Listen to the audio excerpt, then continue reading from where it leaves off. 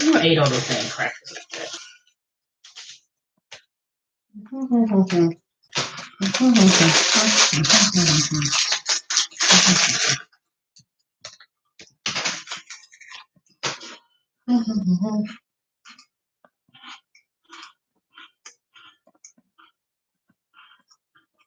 Hey, YouTube. Let me close this door real quick. As you enter the room, please give me a thumbs up. Hold on, let me close the door because I don't want no one to say they hear the smoke alarm.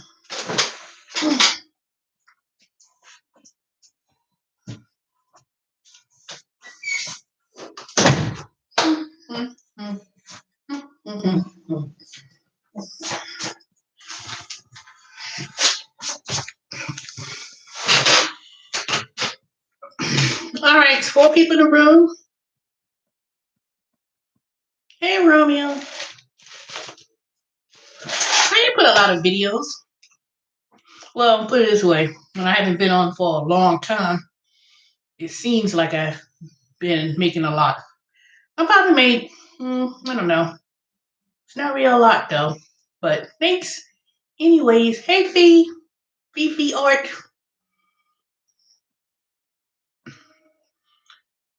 So I'm going to wait for a few more minutes. And then I will go ahead and begin. Hi, Erica. What's been going on? I haven't seen you in Dollar Tree. Lady T, you have a hat though.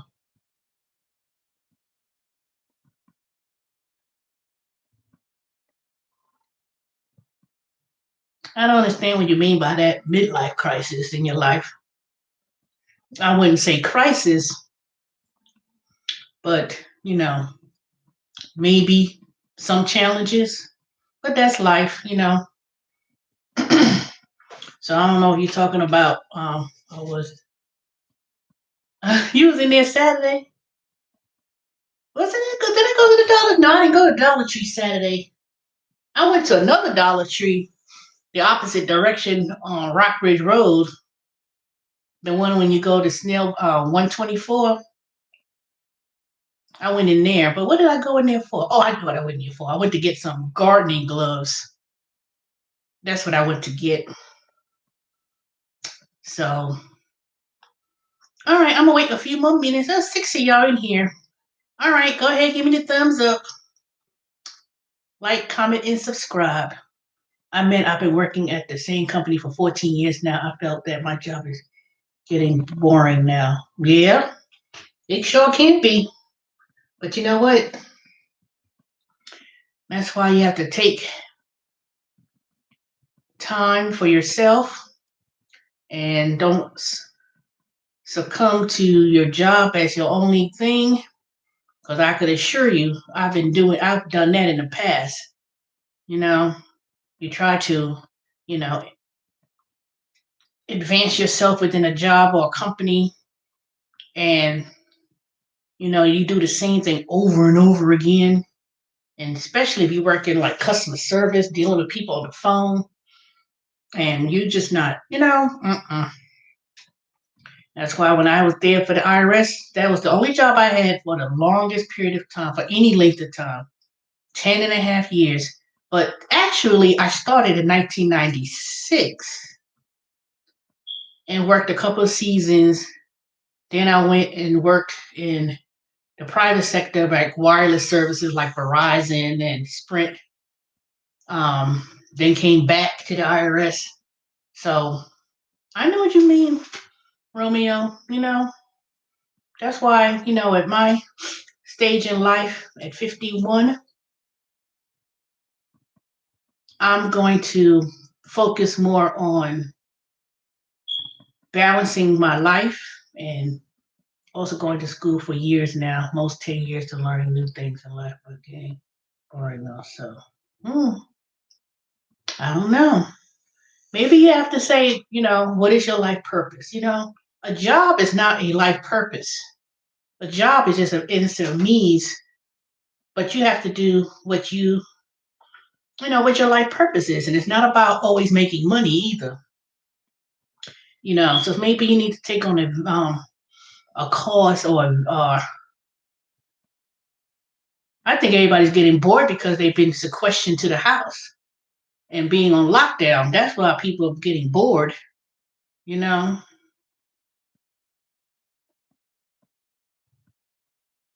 Yeah, okay. Well, I don't know. Maybe you have to take on some new hobbies. Sometimes you need a change of pace. Meet new people. You know, that's what I would do. Because I know I probably felt that kind of way for a while. And then when you transition to working at a company for so long, depending on how old you are, I'm not saying quit your job and, whatever, but it gets to a point where you have to say to yourself, I've given this one thing I did is volunteer. Yeah, okay. See, that's what you have to do. Don't look at your job as something as your purpose. Just look at it for, this is a means to an end. Oh shoot, you just started your career life. 33. It's not until your 30s that you really start to settle into some type of, I'm gonna say career. I don't want to use that, but 33 is really that point where you that you really start to settle in yourself. If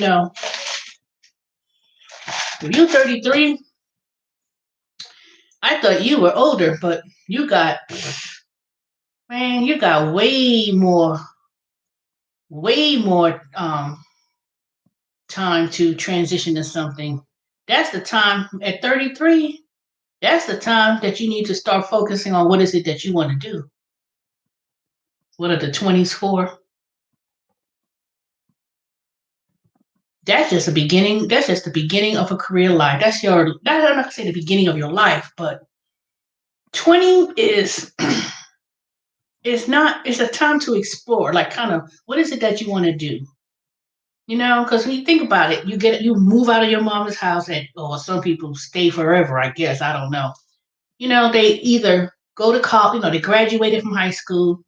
At 18, and once that teen is out of your age, 18, 19, that's it. You're a teenager.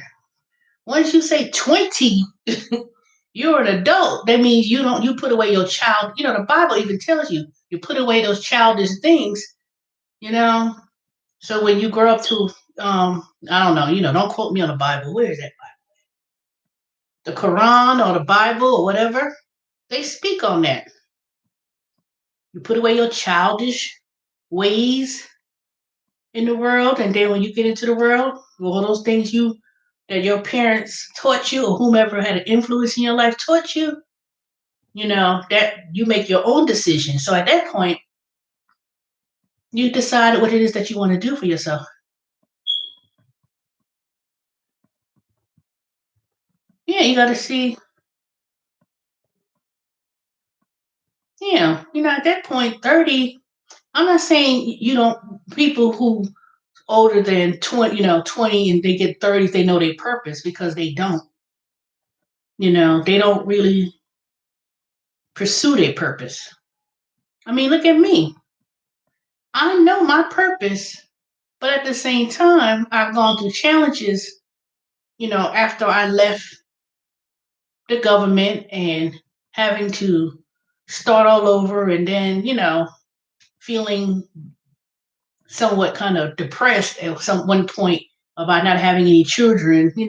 I'm 50, and I was too worried and focused about everyone else around me, my relatives, my cousins and sisters, and because they were grandparents, and I'm like, man, dang, I don't have any kids. I don't have no legacy. Once I die, that's it. My legacy ends in terms of, the next generation ends with me. But I have nieces and grandnieces and grandnephews. I'm not as close.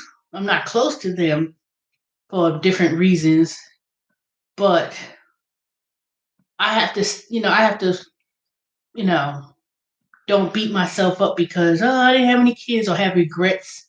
I mean, I was pregnant when in my 20s, and the situation at the time was really dark. One of the dark parts of my life during that time. But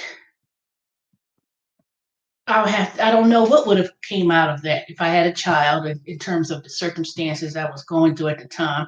Where would I have been? What would happen to me? But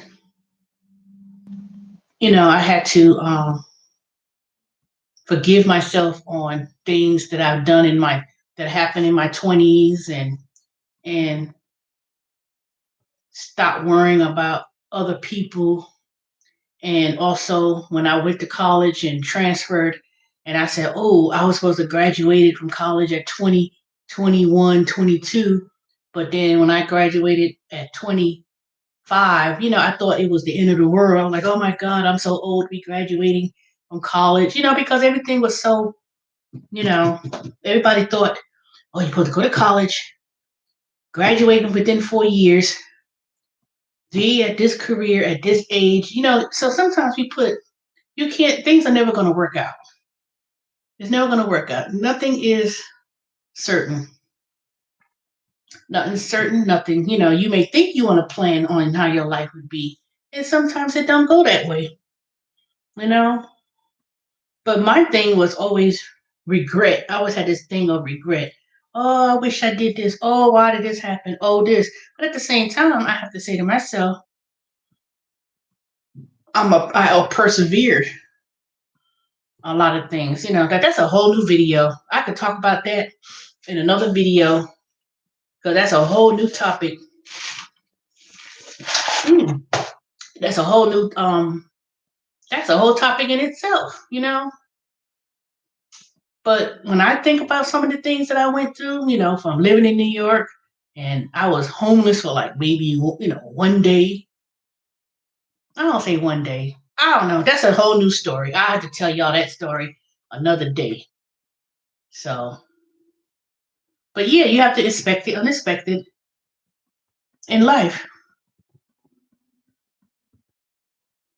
My grandmother last week, when we talked, I spoke, she was like, was she didn't say what's for you is for you, but it was if you pray for what you want, you just have to be patient and God will give it to you when it's in due time. You may not always get what you want at a certain when you think you want to get it. You just have to pray, believe, and when it happens, it's going to happen. But it teach you patience, and that's what this coronavirus thing is should be teaching people to sit down or sat down. I heard someone say that once. Sat down. They need to sit down and slow down and reflect on what's going on. Life gives you what you need, not what you like in life. Exactly. God has given you exactly what you need. Whatever it is that you need, He knows.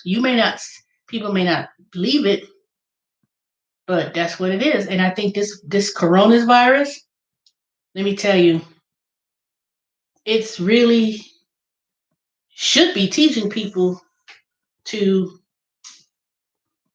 slow down, self-reflect, take this time to do whatever you need to do. Like I need to do. I need to be doing. Um, and this is it's the physical thing, self-cleaning inside of my life as well as outside of my life and reflect.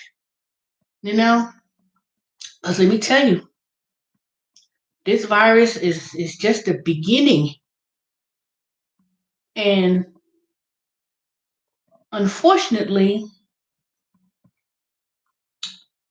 when it's all said and done, Millions of people will be dying from this.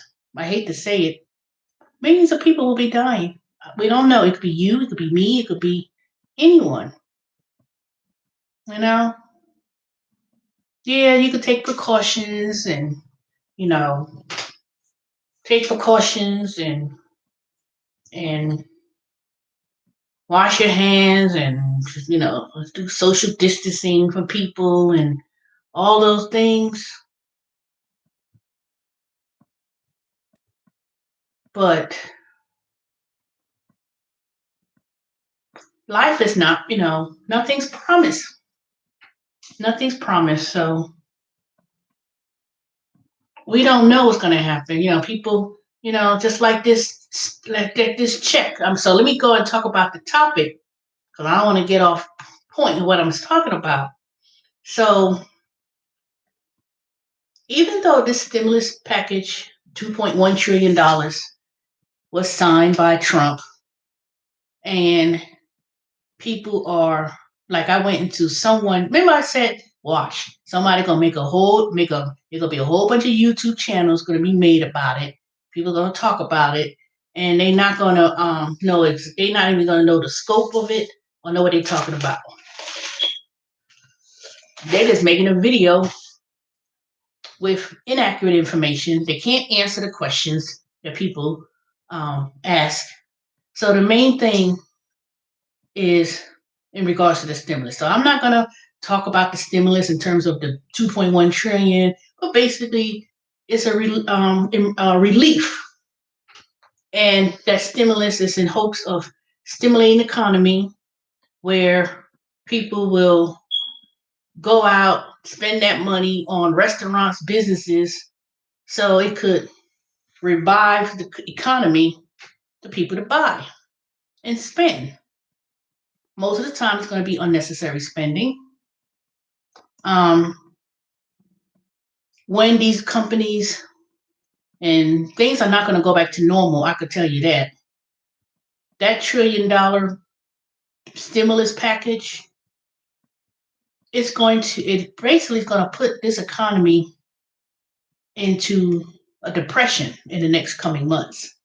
It was already predicted last year that there's going to be a recession coming up. That's just the normal cycle. A recession is not avoidable. You cannot avoid having a recession at any time of. It comes in cycles. The last recession back in 2008, which is 10, 12 years ago, it seems like it was a long time. I mean, it's not a long time. It seems like it was just yesterday that there was a 2008 recession. And it didn't, and it seemed to go by real fast. President Obama was in office for 2 terms, Trump in 1 term. Hopefully, it will be his last term. But then it's all in cycles. That's it. That's a recession. Basically, is a self-correction. And let me tell you what I mean when he says a self-correction. Now, listening to Trump, he would say, "Oh, it make America great again. Oh, everybody's working. The economy has, he wants to claim that he took everyone out of the recession and everything else and trying to erase President Obama's legacy and laws, not laws, and revert back to dismissing a lot of things that he's done and trying to reverse a lot of rules and laws. But you know what? What you think gonna happen to his dumbass when he gets out of office, whether it be the end of this year or another 4 years of hell? All the things that he did, and someone's gonna turn around and reverse his policies. They're gonna go back and says, "Oh, we're gonna reverse this. We're gonna reverse the EPA. We're gonna reverse the this bill, that law, this treaty with China, this thing with Mexico, everything that Trump claims that he's done to reverse Obama's policies, someone's going to reverse his policies. So it ain't going to stick. It ain't going to be in law. It's not going to, his legacy will be ended whenever he gets out of office, whether we voted him out for the first term or whether some miraculous way he gets elected again. And then if he gets elected again, he's just going to be a lame duck president. That's how I look at it. Yeah, you could be reelected a second term, but what kind of policies do you think they're going to really do for him? Nothing. What can he do? Nothing. Let's suppose Trump got elected again. Let's suppose he got elected again. November comes and he barely won. At that point, the only thing that he's able to do is he may pass, he may suggest laws or policies. But see, the thing is, those Republicans, they're not going to stand behind him because they're going to have to be reelected. There's no term limits when you're a senator or in Congress. And most definitely there's no term limits on the judicial branch. So what do they have to lose? They don't have to agree with him. They don't have to be following behind his policies because they're afraid they won't get elected. So they're gonna stand behind Trump. They're gonna say, well shoot, there ain't no reason to. He cannot go to a third term, so he's gonna be a lame duck president. They're gonna be a lame duck president. Anything he said he wants and he wants to do, and that second term comes, ain't nothing gonna be done. Ain't nothing gonna be passed. Not a damn thing. And I could assure you, I hate to say this, but when they could not impeach him out of office for the Russian scandal, they knew he did it. They knew. But this second thing right here, this coronavirus, the CIA, the intelligence community, everyone knew what was going on back in December, but he didn't do anything. He didn't close the borders. He didn't shut down anybody coming into the United States. Nothing. That's gonna come. That's gonna come back. That's going to come back. I could assure you that. They knew this. You can't say, "Oh, China just withheld information. They didn't tell anything. They didn't say anything." Come on now. The United States been having a surveillance on China and all these other companies, and for years. What you think those satellites? They knew. You ain't got someone who's gonna tell you. Oh, by the way, there's nothing going on with our people, and you got millions of people dying, and you tell me about some virus, and you try to say that you did not believe China, they kept it a secret. They didn't keep no secret. They've been had intelligence on that. They've been said that. They've been do that. I'm with you. They probably see everything that's in the government is not always going to be kept secret. Anything that goes on, trust me, they got records on it. That's not something as a president, let me tell you, just because you're a president of the United States, you don't really have all that control as to what powers you have, especially when it comes to Secret Service, CIA type of information, because you only could be the president for 4 years or 8 years. They're not going to give you that whole entire privy of information or access. I could assure you, the minute or the second he becomes a private citizen again, all those privileges are snatched away, taken away. You ain't gonna have access to no keys. You ain't gonna have access to no codes. You ain't gonna have access to nothing. Nothing. You think if I was the president and I know all these top secrets, you think they're gonna give you that much power? That because especially they say, okay, you can only know so much. You only know so much. 8 years. That's it. That is it. So Trump knew about this coming from his intelligence community, CIA intelligence community.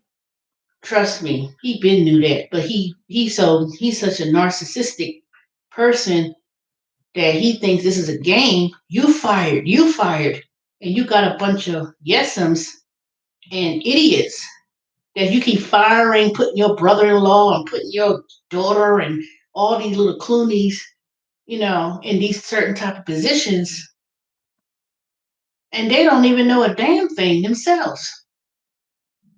Every time you turn around, this was a doomsday. This was a doomsday to happen. Your whole cabinet, you keep firing people, letting people go. Fired, you fired, you fired, and they, like you think that like all these scientists and CDC and the WHO and all these international organizations, like they don't know what they're talking about. You have, so he talked about, oh, we're gonna bring back things to normal, make America great again. We're gonna open up the economy, and we're gonna do it on Easter. Really? You're gonna open up on Easter, right? Okay. That man ain't been in a damn church, or if he has been in a church, he probably, idiot, just plain dumb. But then people have to tell him, listen here, this is it. Now you have to backtrack. You got to backtrack what you say, okay, it's going to be April 30th. April 30th is going to come, and this thing going to happen all the way up until the fall, or they're going to try to bring this as closer to the November election. And trust me, unless they find a loophole somewhere in the United States Constitution and say, okay, we're going to cancel the election and we're going to just have to extend this for a whole nother year. Nope. So what they need to be thinking about now is how are we going to uphold this November election again? You could do early voting, the mail. Trust me, I don't see this ending anytime soon. I don't. Nothing's going to be open, and nothing's going to come back to business. I know everybody's about, oh, we need to go back to work. Regardless of what kind of company you work for, unless you work in the restaurant industry, fixing food, waitress, the way how they doing the food now, I went to Chick-fil-A today. See my little cup? I went to Chick-fil-A today. They don't have to hire employees back. If anything, it's going to save companies money. And let me tell you why I say that. Number one, you don't have to, yes, you could get, small businesses, they could apply for a loan because that's what it is, a loan. Some companies, they're not going to take that alone. They've been had financial problems before the stimulus happened anyway. So, what I heard, California Kitchen, or was it California Kitchen? No, the Cheesecake Factory. Cheesecake Factory been had financial problems. They've been hanging on to the last thread, talking about they're gonna have to go out of business because of this. No, y'all had to go out of business from 2-3 years ago. Y'all just hanging on because, for whatever reason, hoping that somebody will bail them out. They didn't go out of business because of no damn coronavirus and stuff. They ain't going out of business because they've been in the red. Just like Burger King needs to get the hell on and move the hell on, and a whole bunch of other restaurants and some small businesses um, need to get the hell on. They've been not making any money. They ain't make no money, so they gonna need to move the hell on or whatever, or restructure or file for bankruptcy or whatever the else may be. Applebee's, that's another one. They've been having financial problems. They've been having financial problems since the last recession, 2008. Mm-mm. And not just restaurants. It's a whole, but that's a whole nother thing. That's a whole nother thing. But think about it.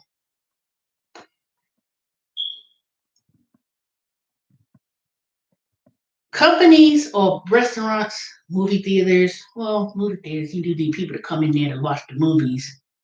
But places that they felt that they need to reopen for business, they're going to have to change the ways in which they handle business. Fair wages for employees, fair pay. And even then, they're changing because technology is changing those business aspects. McDonald's, Chick-fil-A, you don't need to hire a lot of people. You go to a counter or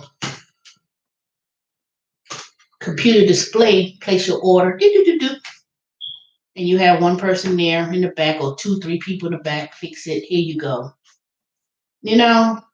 So when people were running up and down protesting, we need to be minimum wage of $15 to work at McDonald's. $15, really? No. Those type of jobs don't need minimum of $15 an hour. They need to be, I'm not even gonna say minimum wage because everybody needs um earnings to fair earnings for living. But there are certain industries, 15 an hour, no, they don't warrant it to me. Not to give out a bag, not to drop a thing of fries and fix half, warm up food that's already been pre-made and cooked. All you gotta do is put on a damn grill and just throw it on a piece of bread and that's it. That's not $15. It's not. People need to stop eating these fast food places anyway, and not be it costs 15 cents to acquire a burger and you charging $6 for a burger. Where's that coming from? No. Nope. And this, let me tell you, and this crisis has really evaluated a lot of terms of businesses in general. You don't have to pay as a business. You close inside, you don't have to hire as many employees. You don't have to, your expenditures, you're not spending as much money in lights, electricity, all that. You don't need all that. Wait, who's going out of business? Oh, um, not California Kitchen. What's the thing? Cheesecake Factory.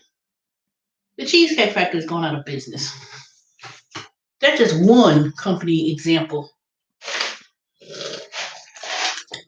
And I was saying in regards to that was these restaurants shutting down. Did not run these companies out of business. It just simply made their exit plan early to go out of business because they've been had financial problems. They've been had financial issues, and Cheesecake Factory was one of them, as well as Applebee's and some other ones that I can't think of it right now. But there's a lot of businesses hasn't really made, like Subway. Subway hasn't made any money in business in years. But those Indian people from India, they buy up those franchises real cheap. And when you look at it, some type of businesses, it's always taken over from Indian people or Asian. They buy to the franchise thing so cheap.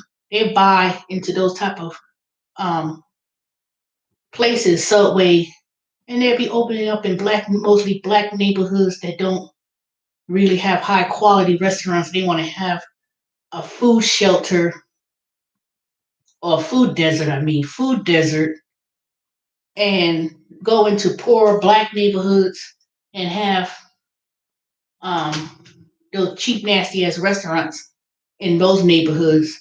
But you don't. But you see a lot of those businesses closed down in say more higher end, higher scale neighborhoods. I mean, yeah, you probably see Subway here and there, but think about when you know, where some of these businesses are. Ain't nobody been running the Subway like that, but they put it in neighborhoods that don't have nothing. If you go into a neighborhood and you put a Subway somewhere and there's not a lot of eating places to go to, just like where we live at, Erica. You know where I live on Water's Edge. If you want to get something to eat, right there, north of Sean, what do you see? McDonald's, which is owned by a white man because I met the owner a couple months ago and made a complaint when he came in there with the people from corporate and they were all acting like they were the stellar of all McDonald's. How may I help you? And their place was clean down to the T. And I was like, what the hell is going on here? And I went there and sat there and noticed what was going on. I sure did ask them. And he said he was the owner. And I told him, I said, you know what you see right here? This is not a regular thing. This is all for show. I told him about the poor service, everything. I said everything. I said, this is the first time I've ever had anything going on at this McDonald's in terms of the service it was. I said, other than that, this would have never been. I told him that just a few months ago. Sure did. Shoot. They tore the McDonald's down. They built up a brand new one. But see, all the McDonald's were remodeled. Like they remodeling all the Wendy's and Taco Bell, but they raised the price. Please. I was like, But anywho, this, like I said, that stimulus. Oh, my hair is so dry. That stimulus, $2.1 trillion. That's just a band-aid. It's just a band-aid. Some people, I was looking at someone's channel, and like I said, people gonna be come out there making a bunch of YouTube channels about the stimulus, and they don't know nothing about nothing. And it says, oh, we're gonna get it in 3 weeks. And it ain't gonna be no 3 weeks that you're gonna get no check. It may take about, let me see, what we in March, April. It's gonna be the earliest it's gonna come is 30 days, which is the end of April, and then it's gonna take a couple of weeks for them to put it in the system. And that's the process of the law. When something is enacted and signed, it's not a law. This is not a law. This is an executive order, I guess you could say. It takes 30 days before it could be implemented to all the other government agencies involved: SBA, the IRS, the state, all the states with the unemployment claims. That takes at least 30 days. The minimum is 30 days. But it ain't gonna be we're gonna get it in 2 weeks. So I was reading people's comments on this person's website that was talking about it, and of course there was really wrong information given. One person said, well, I'm so glad I got my tax return refund, and I got it done in February 28th. And I got it, no, someone said January 25th. And I got my refund the 28th of January, blah, blah, blah, blah. I was like, okay. First of all, we don't know if they went to a third party and got an advance loan on the refund, for one thing. So don't read into comments when people say, "Oh, I did my return and got it January 28th." There's no way. You went to a tax preparer, they advance you your refund check, and you got your money as an advance. That company's going to wait until your return gets processed, and then they're going to get their money minus all the fees they're going to charge, for one thing. Number two, people put down that they wanted their refund on an Emerald card. Emerald card, dot green card, prepaid card, whatever.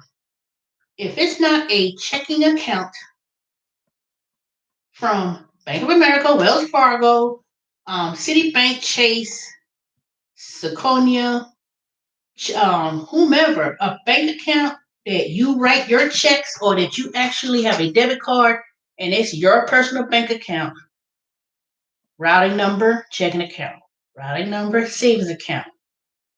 If it's not anything like that, I'm not talking about no prepaid card linked to some checking account. That is not going to be deposited into your checking account.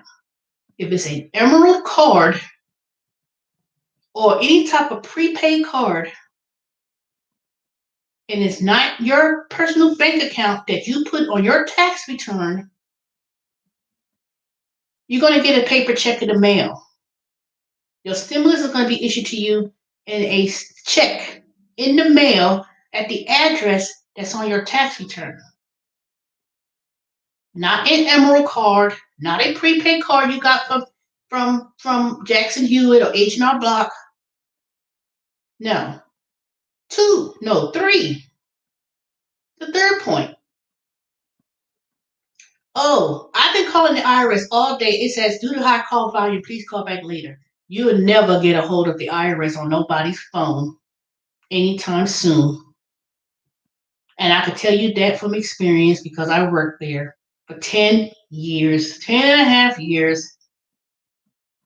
And then if you really count from 96, going back, it's really been over 10 years that I worked there. I just say 10 years because that's the service level. But I really worked there for way, way, way, way much longer.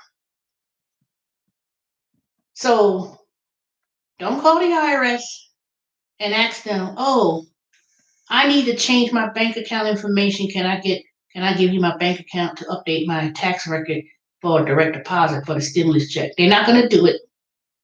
You cannot call the IRS and change anything on a return once it's already been submitted and filed and processed. And it also goes for tax returns if you so mailed it, even though you need to file your tax return electronically. If it's due this year, file electronically. Unless you file in last year's return or previous year's returns, then you have to mail it. But other than that, if you need to change your bank account or you need to say, I don't want it to be done on this prepaid card, I'm gonna call the IRS. Don't waste your time. Please don't waste your time. Don't do it. You're gonna get a check in the mail. So basically, what was the other thing that I read on a comment that someone wrote? Because I had to go in there and tell people. I said, no. What are you talking about? And please don't. I can't listen to people who don't know how to write a sentence when they're responding to people because you sound stupid. You sound dumb. I read this one person's comment. I was like, bitch, what the hell are you talking about? I didn't say bitch what you talking about, but that's what I'm thinking in my mind. I'm reading it and I'm like, what? First of all, you need to know how to write, and you responding to someone and I'm like, yeah, you can, I was like, no, you cannot. No, you cannot. And then this was another thing that someone had done. And I knew when they said they got that Emerald card, I already knew they had already got their refund advance to them early because they needed that money early. So they did that and went to H&R Block and got suckered into um, giving them the advancement of their tax return. And then turn around, they wait for the IRS to process the return. It's not when you got your refund if you went to a tax preparer and they gave you your refund as an advance. Your return is not technically processed until it actually is processed to the IRS from the date that they started processing it. So most people, if they did their return, the earliest time that would have been done would have been late February and beginning of March. That's when it would have been done. So even if you was looking at the first group of returns that was processed, it would have been at least the earliest part of it. The latest, maybe January, but even then, I wouldn't really count that. You're not going to get nothing in 2 weeks. I assure you that. It ain't going to be 2 weeks. It takes 30 days to enact until, from 30 days from the time it was signed by Trump, it takes 30 days for it to take effect from the time it was signed. So that's why I said it's going to be around the end of April. I will be shocked if anybody claims they got a check next week. It might be the middle of April, April 15th, 18th, or whatever. I may say that may happen, but it's really going to be one of those real simple returns. But that Treasury, the Department of Treasury, is the one that that's it handled, because the Internal Revenue Service is under the Department of Treasury, and you already know Trump has been firing people as the Secretary of the Treasury, the Treasury Secretary, or Secretary of the Treasury, whatever. With all these changes in administration and all the people going back and forth and getting fired and doing that, they don't even have those people. I do believe that they had got another person as Secretary Treasury. Why would you believe a president? Why would you believe a man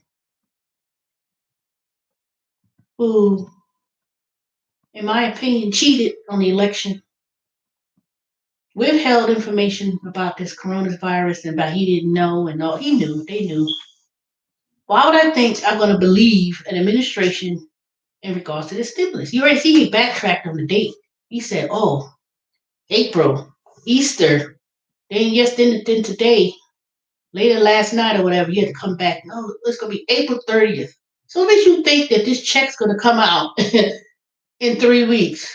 People, please, stop being thirsty. Stop being desperate. Because what would have happened? What would have happened if they had no talks about doing this stimulus? What would have happened if they never said anything about a relief? Everybody's going to get $2,000 or whatever, $1,200. What if they never done that? What if they never done that? Think about it. There wouldn't be no talks about no stimulus or relief. But I could assure you that $2.1 trillion, if you thought that the last couple stimulus checks they issued in the past hurt this economy and brought it down to its knees with that collapse of the real estate collapse and everything else, this stimulus is going to be tenfold worse. I'm not being negative. I'm not, because a lot of people gonna first thing they're gonna say to me, well, what if some people, they can't pay their rent, and they're gonna need their money to pay. If you're already 2, 3 months behind in your rent and it's deferred,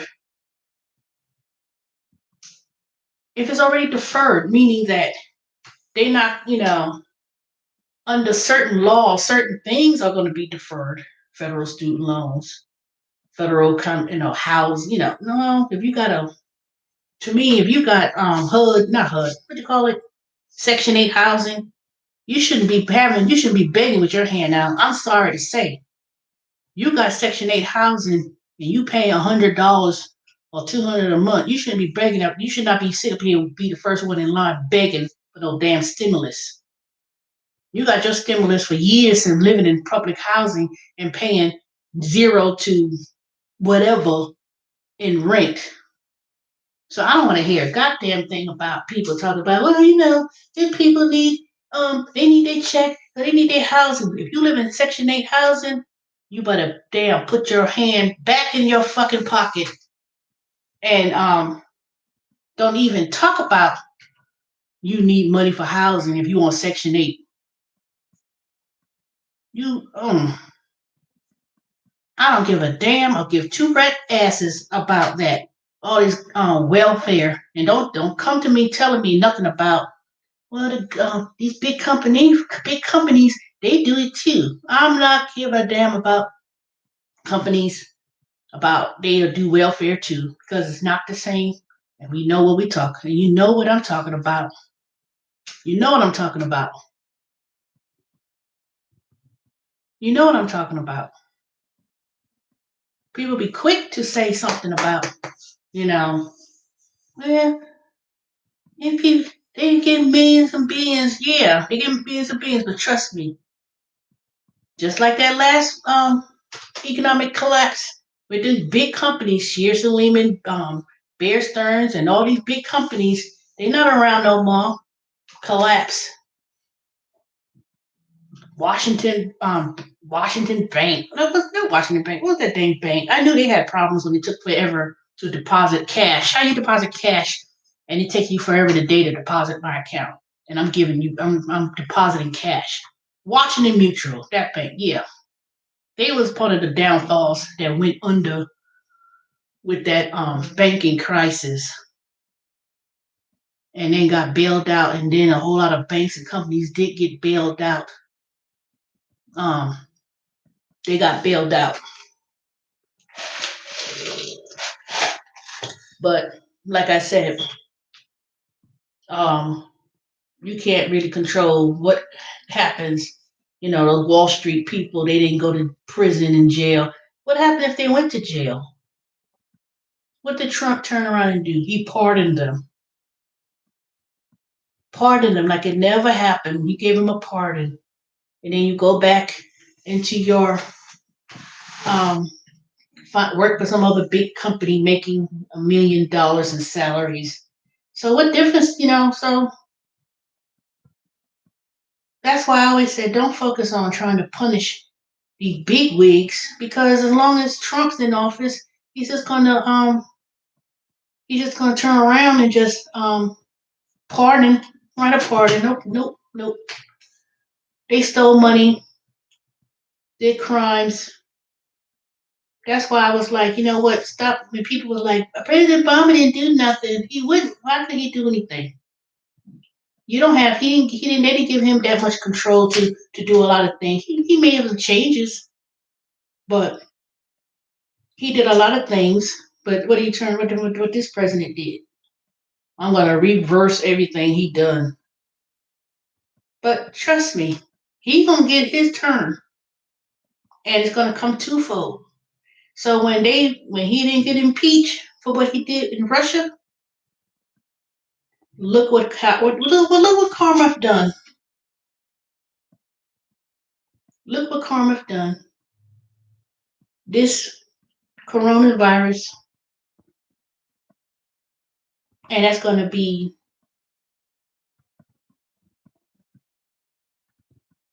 that might be the coffin in his presidency. And I just pray God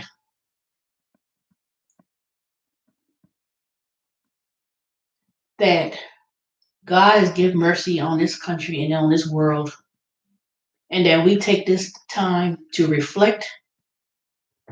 We take this time to slow down and know what's important. I'm not saying, be a spiritual person because, what I'm saying is that settle down and reflect on your life purpose and what you're going to do. If people's been foolish with money and foolish with doing careless things, whatever that may be, or thinking that you've had a cushion job and said, I've been here for 15, 16, 20 years, I ain't going nowhere. And it's something you say, you know what? It's time to reflect and say, you know what? Maybe it's time for me to do something else. Because nothing is promised. When I worked at the IRS and the government, the first thing I heard people say all every year is is a is a federal job, it's job security. It's job security. People hang there. They hung on to those jobs, especially at the IRS. They hung on to those jobs for 20 years, 25, 27 years. And some people, they didn't do nothing. I said, well, dang, ain't it time for you to go? You need to get other people opportunities in the position you're in. They didn't do nothing because their mindset was, it's job security. Ain't nothing going to happen. Ooh, I'm going to stay here. Ooh, do, blah, blah, blah. Didn't do nothing. They saved nothing. Worked for years and years. And I had one supervisor. She was there for 20 some years, if not longer. No, I would say 20 something years. She didn't save no money during her retirement. No, and I was like, what? But she was trying to look so young. She was old, but she trying to look young. There was so many damn bitches with that blonde hair, and it's like, and this was 2008. No, 2016.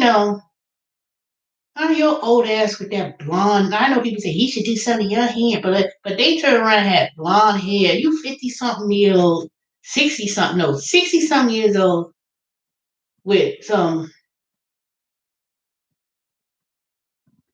ghetto-fied looking blonde hair with the I can't even describe it anymore. Looking like you some trying to go back to like you 20, 30 years old. I'm like, mm-mm. But they stood on their asses all that time. They did squat. And then what happened?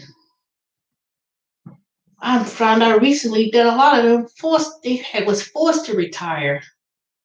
And when that last government shut down, affected those people were like, I don't know what I'm gonna do. I ain't got no money saved. I gotta go back to work. And they realized their fate wasn't as great, you know? And a lot of people were forced to retire. Some people got fired. They don't like to say fired. You got removed. And then, but then they spent all those years on that job because it was job security. And turn around, it really wasn't. It really wasn't. I hate to reflect on that from 4 years. It would be 4 years since I left. But look what happened. So that really goes back to the original thing that you brought up, Romeo. I'm getting bored. Midlife crisis. I've been, working 14 years. This time of these things that's going on in the world, that's a time to really say, you know what? What is it that I want to do? Now, as for me,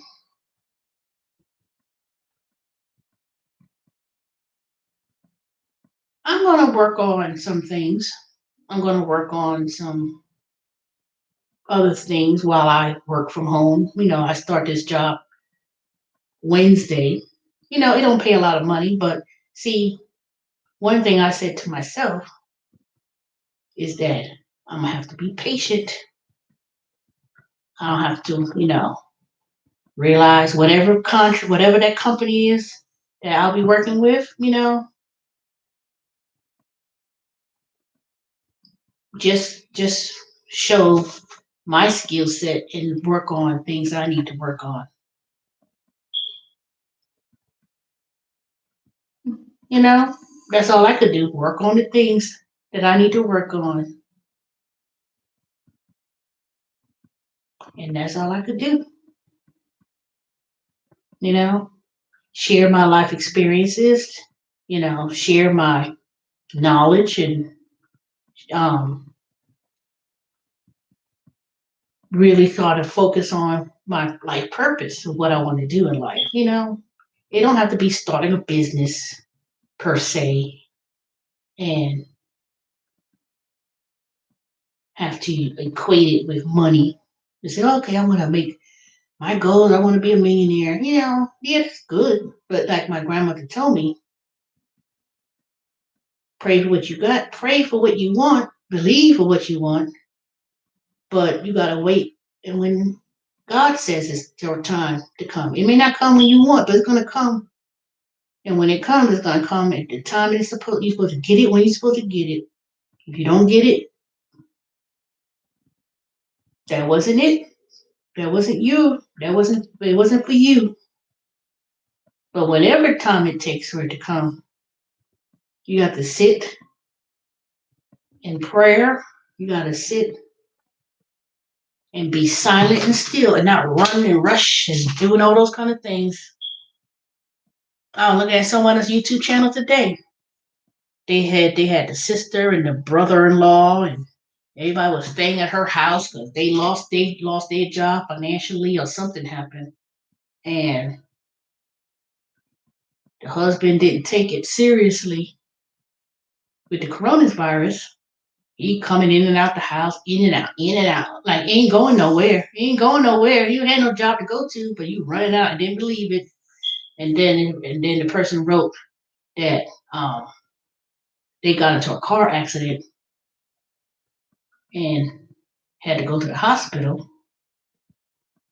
And then of course they're dealing at the hospital with all these cases and yeah, they said that they serve every patient that you come in there. You came in there with a car accident, and then they realized that you were in a hospital, all those sick people and all those coronaviruses cases, and that's I bet you he believed it now. You believed it now. I was just reading online. They were saying all these not all these doctors, but it was like people were dying of corona's complications, and they said, this person was like a renowned surgeon. They said he passed. I don't know his name, but it was like big name people, specialists, and one person worked for CBS, and another vice president wanted the AIDS, government aid workers. They showed her. I saw a picture. She was a black woman. She passed away, and it was showing all these people who would pass away for coronaviruses, and that's not even. These are like I ain't gonna say well-known people, but because they're associated with higher profile individuals, they spoke and said how they passed, and I was like, what about all the other people that no one knows about? And what's so sad about the whole thing is these people can't even have a proper funeral. I doubt they're gonna have a proper funeral because now they probably have to do cremate cremate the body and probably have to, have their distance and probably not even have a regular funeral. And that's the sad thing. You can't go to the hospital to view the body. You know, I know people say, well, if they died and they got the coronavirus, how is it going to spread? Still,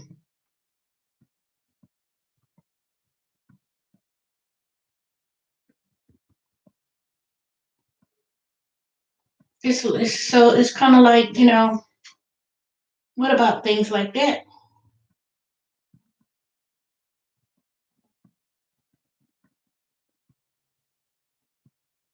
So it's more than just, oh, I want to go back to work. Oh, we need to open up businesses. Oh, I want to go to the movies.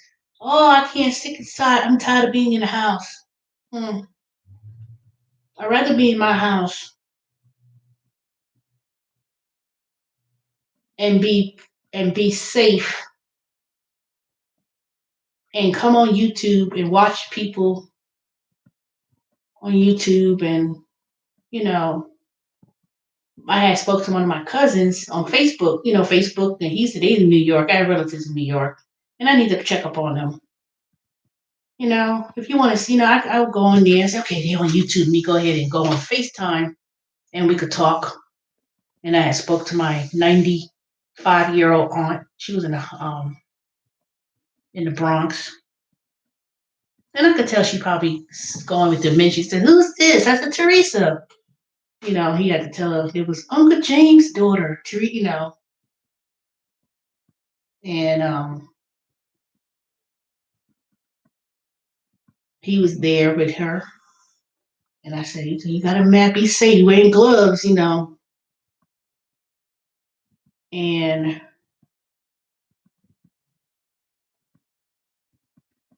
the fact that people, especially when you're up in age like that, because we all gonna have to leave this earth one day,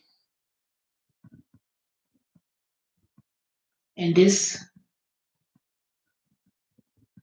virus, which we don't know nothing about, you know, we have to take it really seriously. I know this. I know my dang topic was be about the dang stimulus. I went on to a whole different thing. Y'all ain't saying nothing.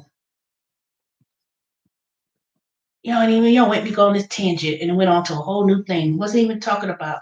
I'm probably talking about the dang stimulus. But you know, like I said,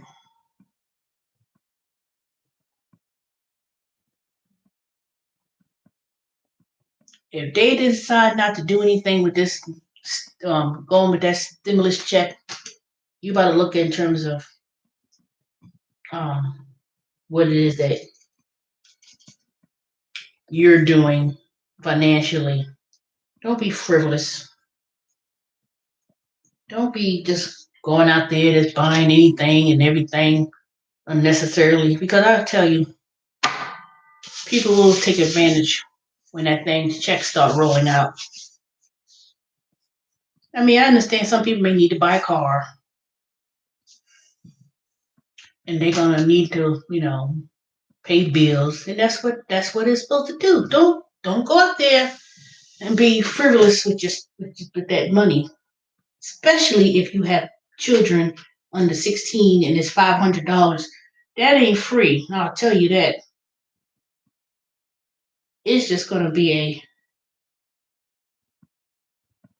it's just gonna be a time with that when they give their money out. I just I know what people may think they trying to do, and they just want to stimulate the economy. No, nope. But I just know one thing. Was that a great idea to do?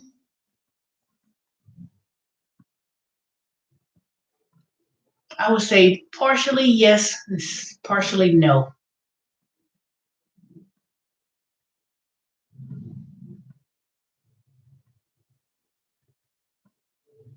I think that one of the first things they should have done with that stimulus package was that I think that they should have focused more on providing that um, providing services first to first responders, hospitals, clinics, um, issuing free N94 or 95 masks to every citizen in this country. Like distributed out like real things, like giving out those type of protective gear. I think that's what it should have been done. I know part of that stimulus is supposed to go towards helping the state and getting those type of resources and ventilators. But I would think that part of that stimulus should have covered terms of medical.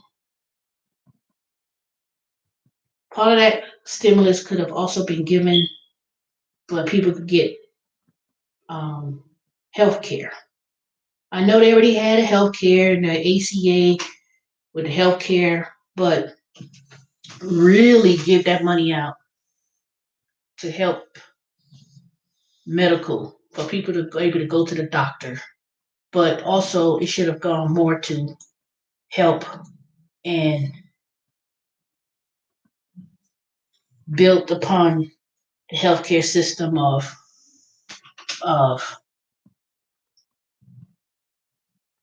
providing more resources to, even if it means to allowing people to learn some type of short-term medical skills. Like, I think that's what it should have been. That's what it should be doing. Take care of those immediate needs. You know, if it means having to make more masks and make more type of medical type of equipment or whatever. Like I don't know about World War II, but remember, like in World War II, when the country was really prosperous, they were um, giving money to the industries to build wartime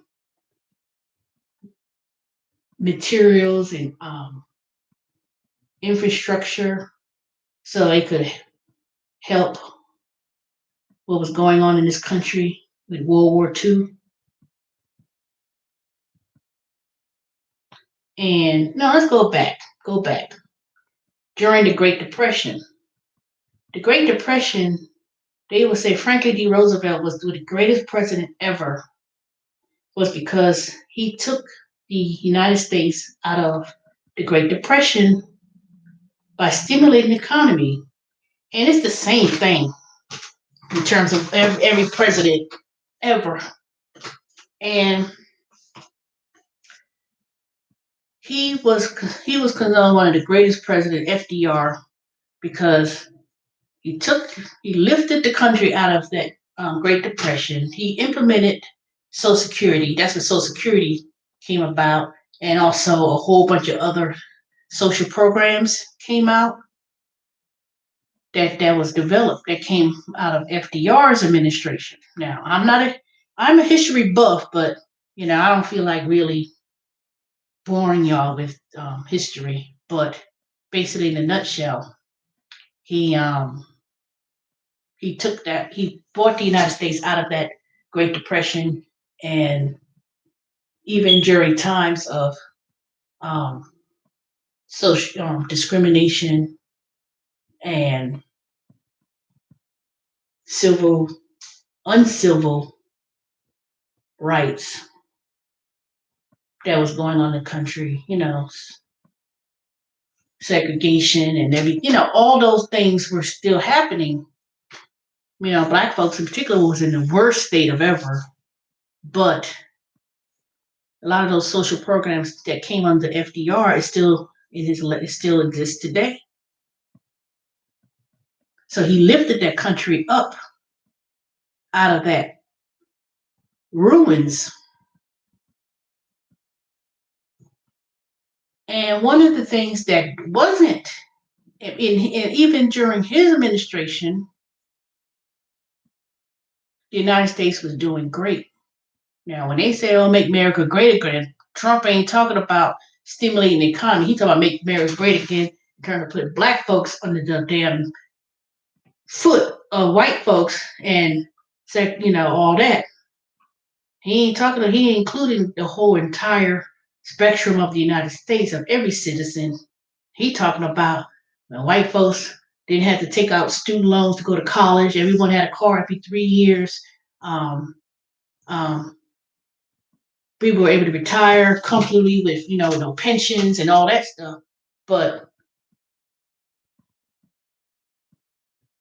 FDR took and raised up the United States into an economic superpower. From the time he passed, and then after he died, there were many, things that did not pass under him, but those communist countries, China, Russia, Europe, they were all they all had to be come under a democratic rule and constitution. Italy was one too. And they were all given fair voting rights. All that happened in Europe before it came to the United States. The United States didn't have equal rights. It was in Europe that had it. China.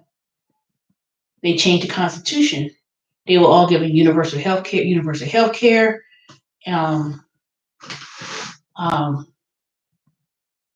civil rights. It was written.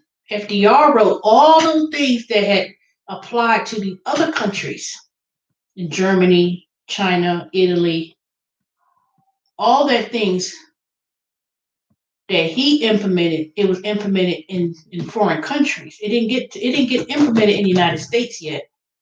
It never did. It was years later that some of the things that was passed in the United States. Civil Rights Act was in the 60s, but they had civil rights and equal pay and equal rights and universal health care and all those things where if it was given out in Europe way before the United States ever had it. That's why Italy, which is the number 4, 3 or 6, one of those in the country for healthcare. But yet they are suffering through this devastated virus because it's a smaller country, but they got one of the best healthcare systems in the world. Now, the United States is way down on the totem pole. Way down the totem pole. They were able to they didn't control the virus in Italy. People say, "Oh, they're dying, they left and right, But then you haven't heard this big high rate deaths in Italy. It's high, but the United States now has surpassed anyone in the world. So when they gave opinions of the United States of what they need to do, shut it down, shut the country down, period, do whatever, they was like, The United States, arrogant, didn't follow it. They waited because they said, "Oh, we're not gonna," because Trump. Now you can't control it. Trust me, I'm gonna tell you, Italy is working very hard to come up with a virus or a vaccine rather, and they are dealing with it the best they can with one of the best healthcare systems in the world. I'd rather that money was to rebuild or do what it needs to do for the healthcare system in this country because they're going to need it. If doctors and nurses and first responders are and police officers are getting sick of the virus and they can't come to work, and then you have to probably bring in the National Guards, and you have to, so because they in every branch of service they have medical, so they got to bring all those personnel to New York. They showed the medical ship in the Navy was in docked in the Hudson.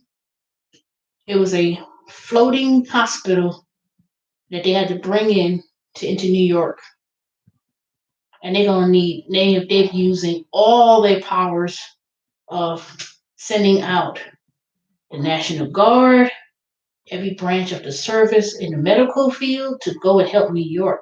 That's one state. We got 49 other states, and not including the U.S. territories. How is that going to? You can't stretch out. You don't have enough people to do it. Now, I wish, I had a passion in going into healthcare like that, but it may need to have, they may need to start, if you're young, you 30, Romeo, what is it? You 30, if you have a passion of helping people, I'm not saying go to law school, go to law school, go to medical school or whatever. I'm not saying, go into the medical field to be a doctor because, or a nurse, but maybe having some type of programs, and that, have to be focused for young people too. It could focus on anybody that wants to learn some skills, and just in case, and because this is going to happen again. I don't even know how long this is going to last. Maybe they need to say, okay, we need people to go and quickly and expeditiously train people to assist in the hospitals in some sort of way. I applied for a position at Piedmont Hospital because they said they needed someone to work in environmental services, which basically is the ones who come in. I applied. I applied last week, so I haven't heard anything yet. So maybe maybe I could contact someone at Emory or Piedmont Hospital to see if they still could hire. And I'm not in the medical field. What it is it was a position where they basically have people come in there and they just clean those hospital beds and clean the hospitals and manage the environmental aspects of the hospital. You don't, I'm quite sure. And like I said, that's, when you're in the hospital, you're going around a lot of germs and a lot of viruses and stuff around. You're going to need constant turnaround of people to keep constantly keep that up, cleaning, um, making sure that people who come, that's why you need to have more than just social distancing, 6 feet apart. That ain't really proof that being 6 feet apart is going to stop the virus from spreading. The only way they're going to stop this thing of spreading is isolation, quarantine. That's what's going to really stop this virus. Lock yourself up in your house, clean your house, do whatever, and just check up on each other, check up on your family, church members, co-workers, friends, YouTube friends. I've been calling a certain person all day. Well, for the last few days, I haven't heard from them yet. but I'll check again. So tomorrow, you know who you are, doing your due. But I just know I care for all of y'all. Hey, where's David at? He came on my chat, and there's only two of y'all left. Come on, say something. I don't want to be rambling because I know my topic went totally off topic.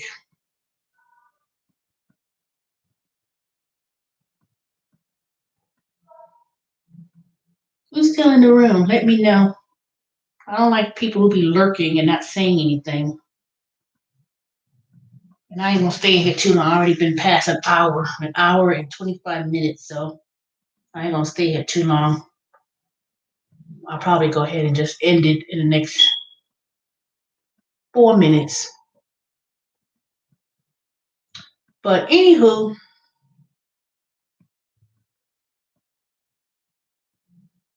anything else anyone needs to know or have questions?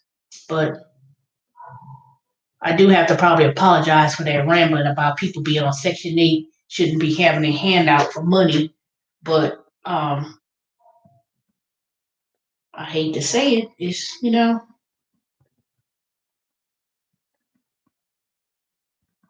don't be frivolous. Don't be frivolous with your you got assistance and government assistance already, don't be go up there blowing it on foolishness, you know, because trust me, there's a lot of people that qualifies to be on that type of assistance and they can't get it. But for those who are under those type of assistance, you know,